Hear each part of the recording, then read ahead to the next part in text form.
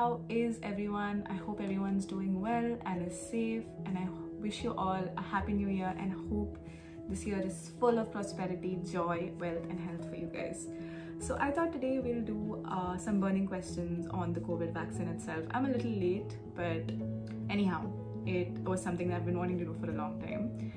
So after 9 months of the world being paralyzed by the COVID virus, I'm actually really happy that this year we start with a ray of hope, and I'm really happy about the vaccine which has already come out in UK and US and is soon to come out in India as well. Anyhow, the major 3 vaccines were the Pfizer vaccine, that is I think the most popular one, and the second one is the Moderna vaccine, and the third one is the Oxford AstraZeneca vaccine. So the Pfizer and the Moderna both use the mRNA technique, whereas the AstraZeneca uses an adenoviral virus technique. So this concept of using mRNA to deliver things into the cells came up actually pre-COVID era, and it was used to give vaccines to cancer patients. So anyhow, let's jump right into the topic. And as we all know that FDA had approved Pfizer and its partner BioNTech SE earlier in December itself to authorize the distribution of the vaccine. So it authorized UK on the 2nd of December and US on the 12th of December, and currently it is ongoing its vaccination all over UK and US. And I think this January even it's going to be authorized in India, which is called Covishield, as an emergency against the new strain, which is the B.1.1.7.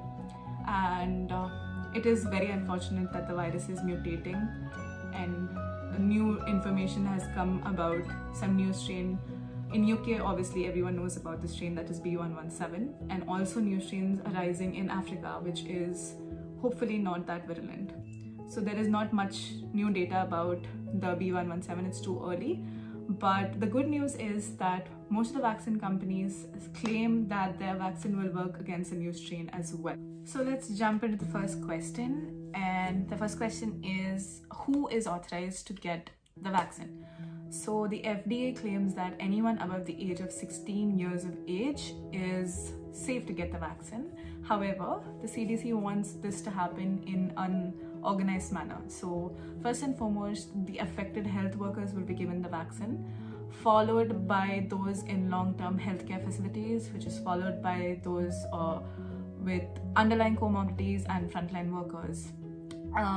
Anyhow, second question is, how did the FDA decide, and how do we know that the vaccine protects against the virus? So there was a clinical trial with 44,000 people in it, and it was done under all the guidelines, following all the rules of a normal vaccine trial, and they found out that these vaccines have more than 90 to 95% efficacy, and that's how they decided that this vaccine was safe for use. 95% is a really good number for a vaccine. I'll just put up the values of other vaccine efficacies here, and as you can see, the flu vaccines, which is like flu shots, which everyone gets, is only 40 to 50% efficacious. This next question is what has been creating a lot of, I don't know, it's been a question which has been creating rumors, which is, how does the vaccine work?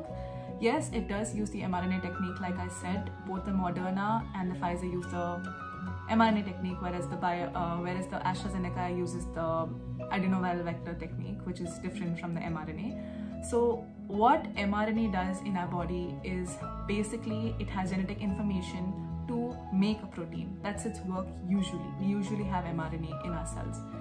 So this vaccine, it doesn't per se have any live viral material. So what it does is it has a little bit genetic material which will allow it to make a protein which resembles the spike protein on the surface of the COVID virus. So it goes into our cells and it signals the cells to make that protein. So the next time we get infected by the virus itself, our body is already familiar with the structure of the virus and it mounts a considerable immune response. So that's how most vaccines work. So that has nothing to do with altering our DNA. That question is out of the window. Once the mRNA does its job, the cells destroy the mRNA. So no, it doesn't have the ability to alter the DNA. Does the vaccine have nanoparticles? Yes, it does have a nanomolecule, which is unfortunately not as cool as nanorobots, or I don't know, some people actually believe all these things.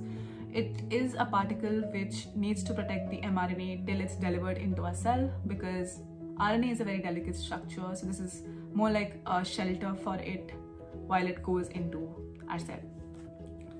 So the next question is, how many doses are required of the vaccine? I think most of the vaccines, especially the Pfizer and the AstraZeneca, require 2 doses, which is given 3 to 4 weeks apart. And yeah, that's the dose of the vaccine. Next question is, are there any allergic reactions, or how safe is the vaccine? So the FDA claims that it is really safe, and in most cases there is only typical vaccine side effects like side pain, muscle acheness, and then spasms, minor fever, sometimes joint pain and things like that. Obviously, allergies, there were instances in very few cases. Even during the trial, there were instances, but less than 1%. On 2nd December, when the vaccine was released in UK, 2 of the healthcare workers had an allergic reaction to the vaccine, but they recovered, and whoever gets an allergic reaction is just advised not to get the second dose. And they have a system for reporting any allergic reactions like this, which is called the AERS system, which is Adverse Event Reporting System, which can be reported worldwide wherever you are, which will help us track the safety of the vaccine. So next question is, what about the vaccine do we not know yet? So this is a good question, because there is a few things we don't know about the vaccine yet. Number 1, if it will prevent asymptomatic transmission of the virus, which it's very popular for.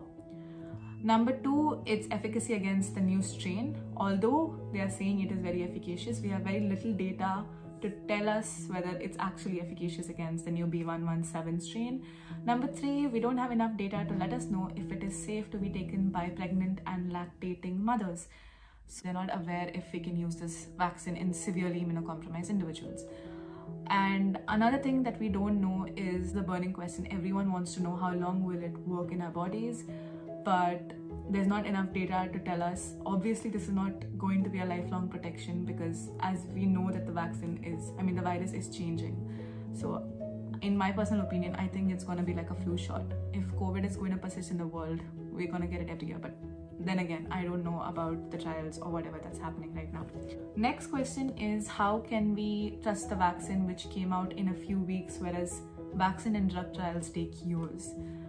This is a really good question. Yes, vaccine and drug trials can take years. They have to go through phases in which they have to make sure that there is literally no side effect. It has to undergo a lot of authorizations, a lot of trials, a lot of passing a lot of steps to reach into the market. What I would like to say is that this was an emergency situation which warranted an emergency response. So it does not mean that this vaccine has bypassed any of the clinical trials or any of the safety protocols. It has been performed in adequate measures under every official possible, under every precaution possible, and it has followed usual drug trials. It was out of necessity that it had to be rushed, but that doesn't make it any less safer than other vaccines.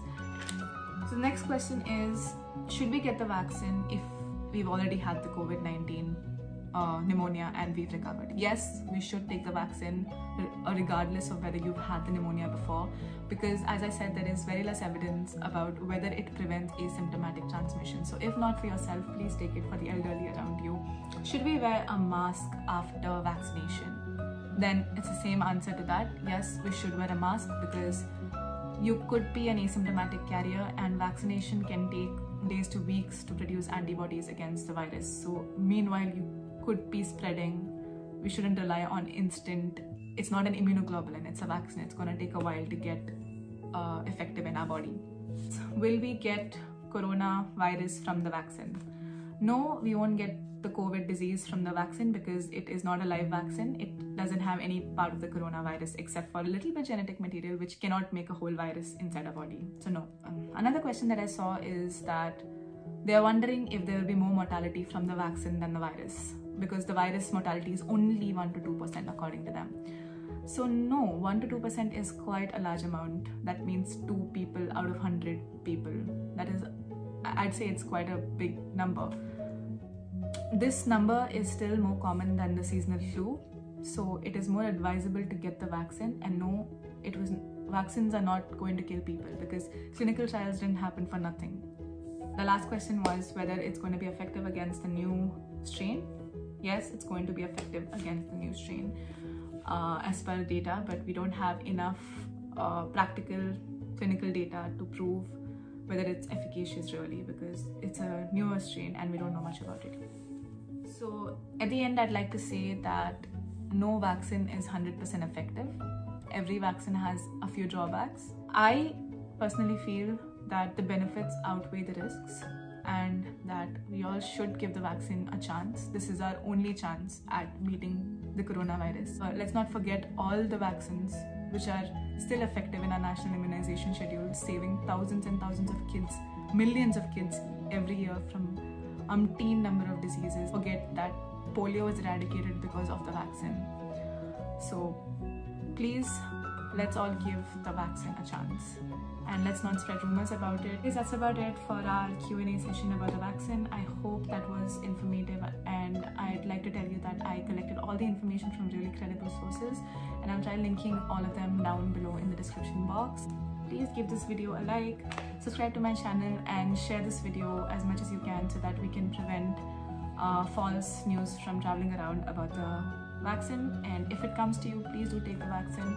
Do not be afraid of it because of things you don't understand about it. Our healthcare workers, our healthcare team, the pharmaceutical team, everyone has worked really hard into making this happen within a year.